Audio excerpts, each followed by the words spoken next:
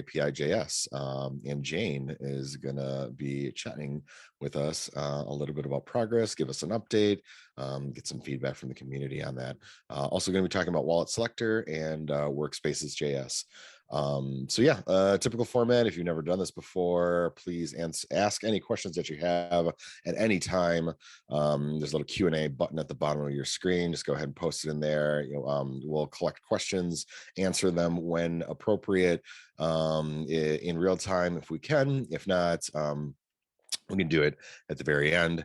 But yeah, and at the end, like if you have a question that's totally not relevant to what we're talking about, but you have just a general question about tools, that can be answered at the end. We'll have like a little AMA session. So yeah, without further ado, I'll hand this over to Austin.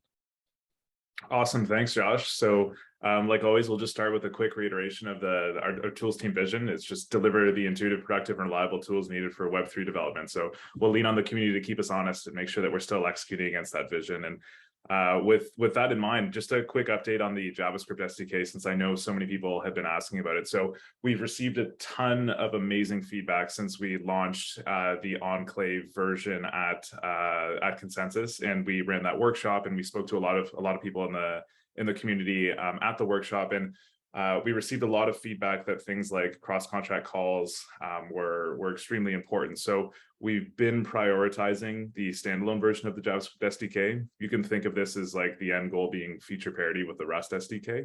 And the update that I have to share with you is that that's currently under active development. So when we have a stable launch, you will hear about it. We will be quite loud, yeah,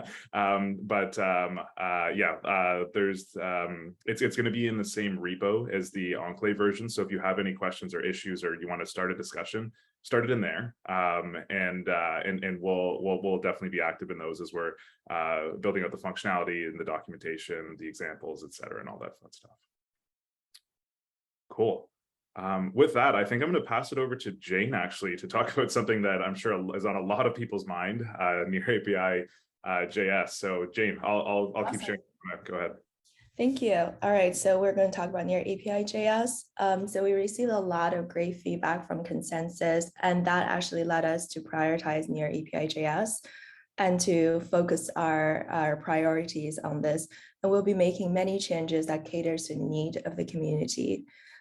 So specifically, we want to have a JavaScript library that is well-maintained and easy to use by developers who are developing their dApps on Near.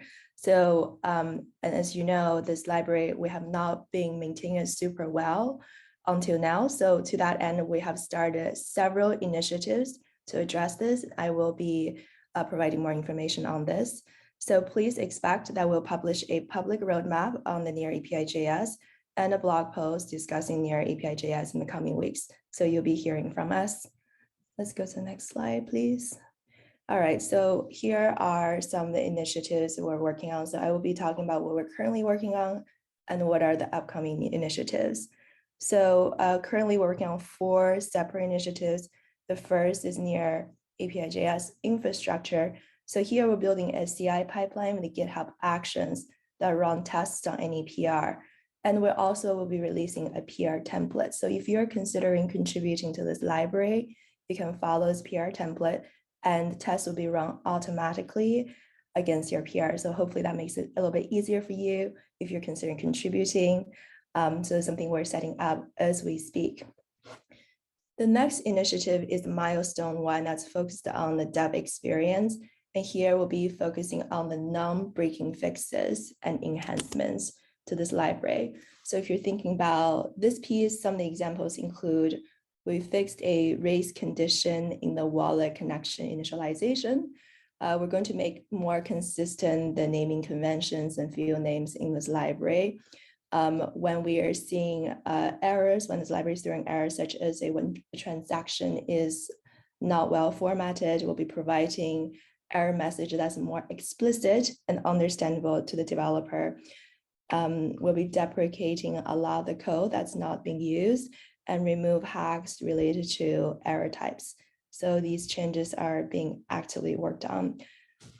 So the next item is marketing, and I touched on this briefly. We'll be participating in community calls such as this one And feel free to ping me on Discord, Telegram if you have any questions on your API.js. We'll be publishing a public roadmap and blog post. So that is upcoming. And finally, for the documentation enhancements, if you are used Ether.js, Web3.js, our documentation has much to be desired. So part of the initiative is really to make the documentation much more robust, examples more useful. For this effort, we're collaborating with DevRel to make our documentations better, especially for the first time use developers user experience. So that's the current initiatives. For upcoming initiatives, we're going to make major changes. The first is to break this mono repo into specific NPM modules, which support different environments, such as the browser, Node, React.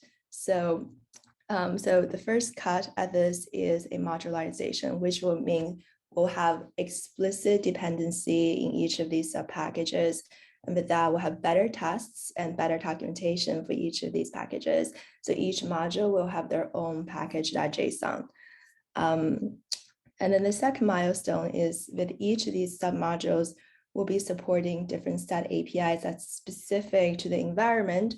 So here, if you think about a module that's geared for the window, you'll have access to the local storage API, you have access to window object, whereas a module that's for the React Native, you would have async storage. So we just make it very specific. So if you're building an app in Node, in the browser or React, you can include a specific package. So we also heard community feedback on requirements for using ES modules, which is the common standard in JavaScript. Right now, this package supports common JS modules.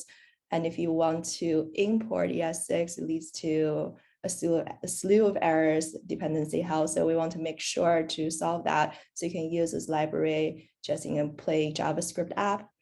And finally, we want to make changes to this API to make it much more composable. So right now, there's a lot of unnecessary logic couplings between classes. So we will we'll decouple where we can. So for example, if you're just making a DApp that's calling the RPC, you should be able to just use a stateless API to make those calls, where if you want an app, you want the user to sign a specific transaction using Wallet, you should use a different set of API. So think about this as breaking up and decoupling where it makes sense. So that's what's upcoming. Let's go to the next slide, please. Okay, so we'll be, as I mentioned, we'll be discussing Near API.js in the future community call. So please stay tuned for the release of the public roadmap and the blog post. And we want to ask you to take a moment and complete this survey to tell us about your experience and suggestions for Near API.js.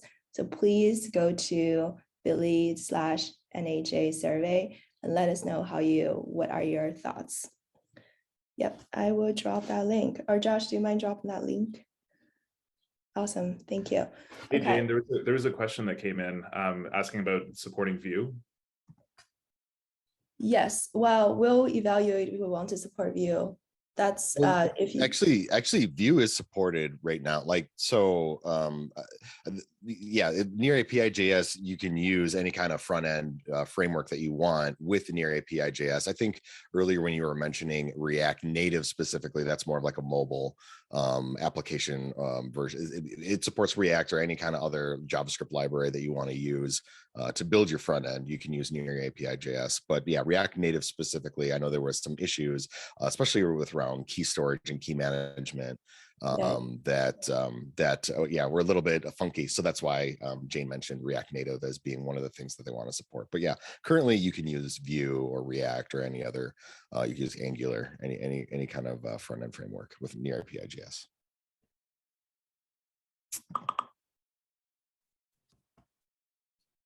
Cool, moving on to the next item.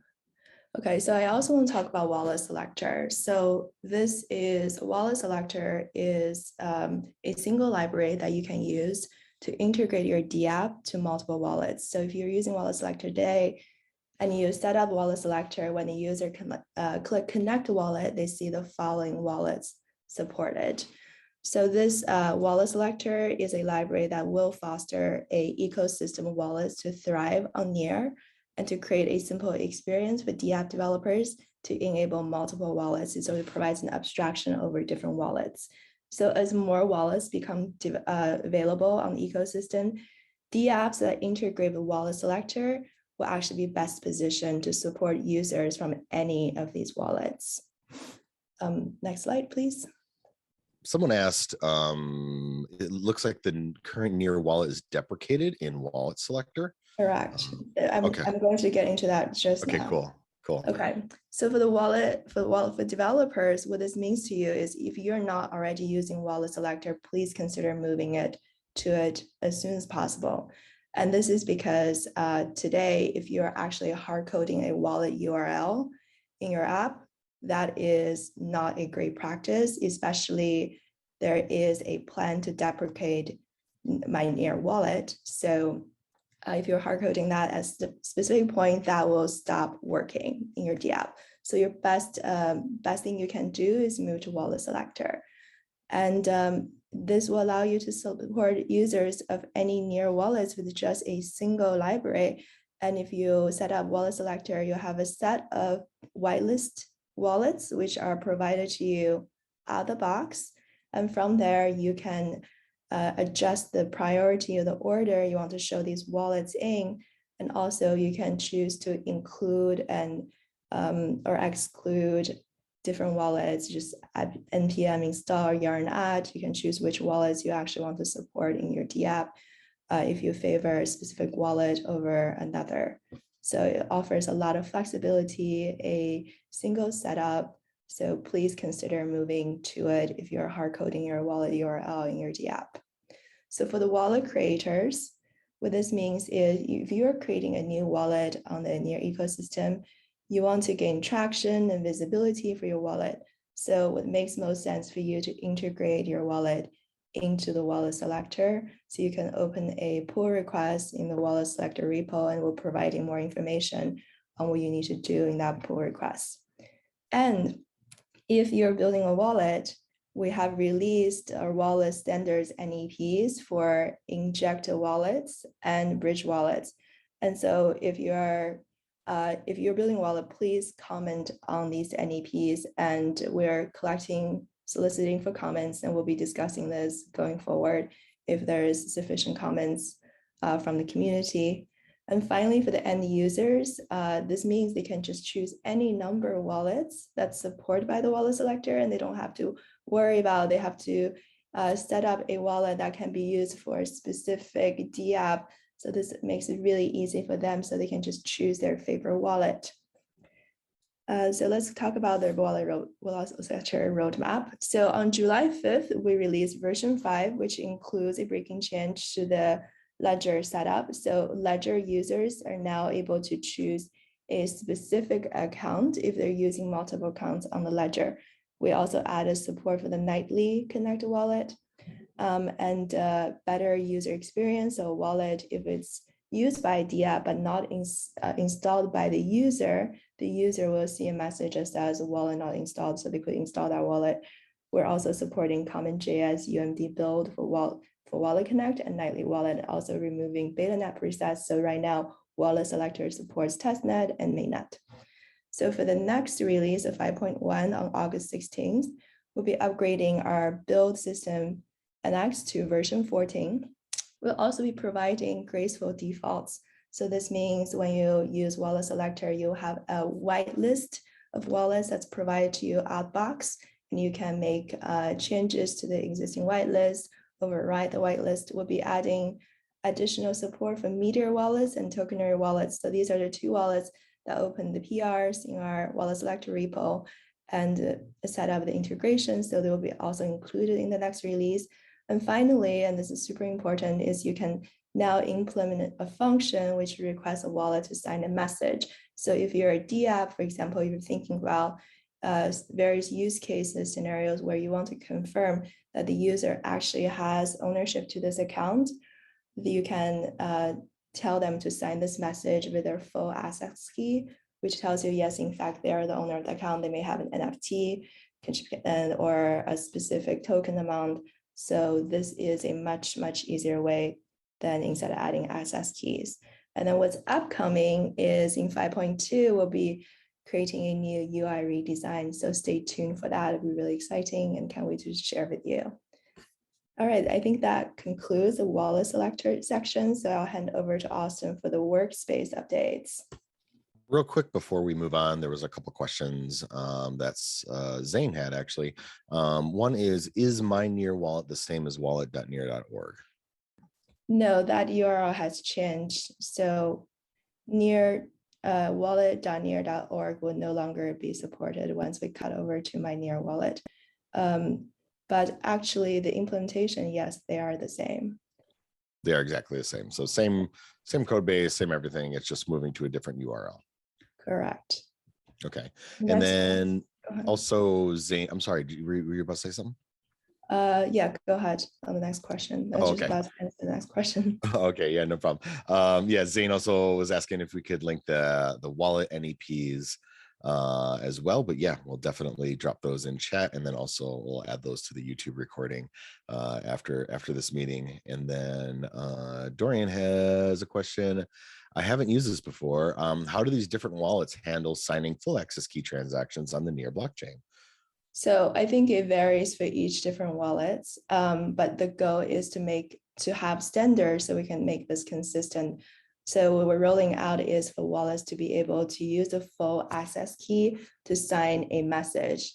Right now, wallets are when a DApp integrates with the wallets, they typically add a limited access keys. That's the existing practice, but sometimes the user does not wish to add that. They may just want to make sure that to show the DApp that they have the full access key to the wallet. So in that case, adding access key may be too burdensome for the end user. So specifically in this case, we just wanted to sign a message showing that they own the wallet. Are these providers better? For example, sender is an option. It's clear I shouldn't trust it. So we are vetting these providers, absolutely, when we're adding to the wallet selector. Cool. Yeah, if you guys have any other questions or things come up after we move on, please feel free to ask, and yeah, we'll get to it after at the end of the call. Thanks so much, Jane. I appreciate it. Awesome. So I'll be super quick with just a quick update on Workspaces. The big thing that I just wanted to make sure everyone knew about was that we've gotten over that hurdle of Workspaces not working on M1 devices, and it was because of the sandbox dependency. So we've addressed this. It should work on M1 devices. If it doesn't, please let us know if you're still having issues and just open an issue. And then similar to Jane, we're looking for feedback on our testing framework. So we've also created a survey. Josh, if you don't mind just popping that form into the chat as well.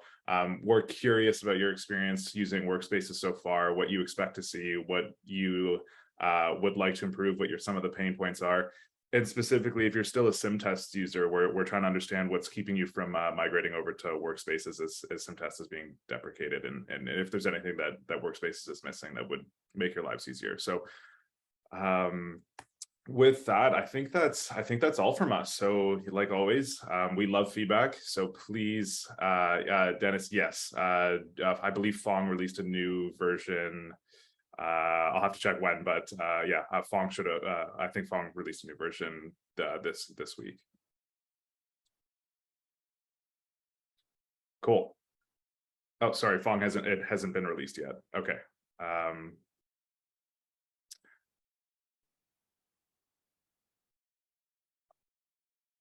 All right. Cool. I think that's it from us then. Is that it? Did we do it? I think so.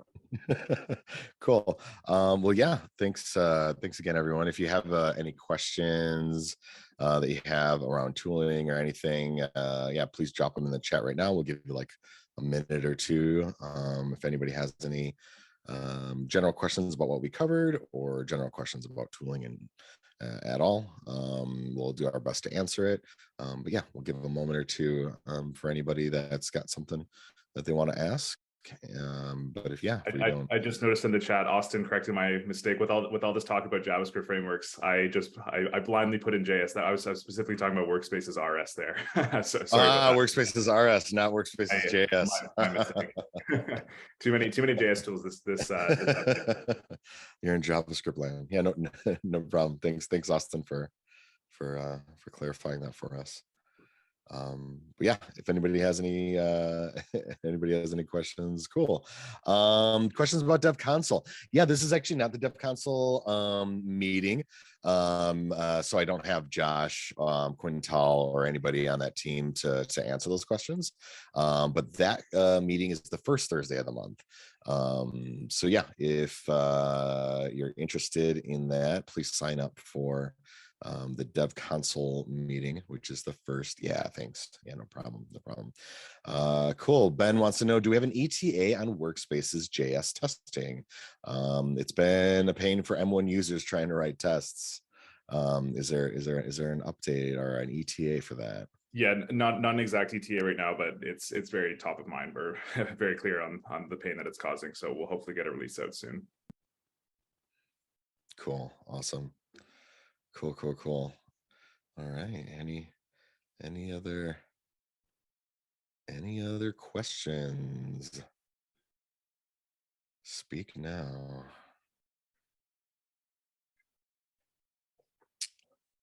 Cool. Well, yeah, again, thanks everyone for for joining the call. Yeah, I'm really excited to see some work being done in your API.js. I know it's been a pain point for some people. We've not prioritized it. So yeah, I'm really excited to see yeah, that project moving. Thank you so much, Jane, for helping out with that. And yeah, if you have any questions outside of this, come to office hours at DevRel that we have twice a day. Go to near.org/office-hours, and you can see the 2 times. You can add them to your calendar where you can join us in Discord for live chats. And yeah, if you have any questions outside of those office hours, just drop them in Discord, or yeah, reach out to us in Zulip chat as well, as the engineering team is also on that. But yeah, we really appreciate everyone's opinions and support and comments and feedback. And yeah, we'll see you next time. Thanks so much.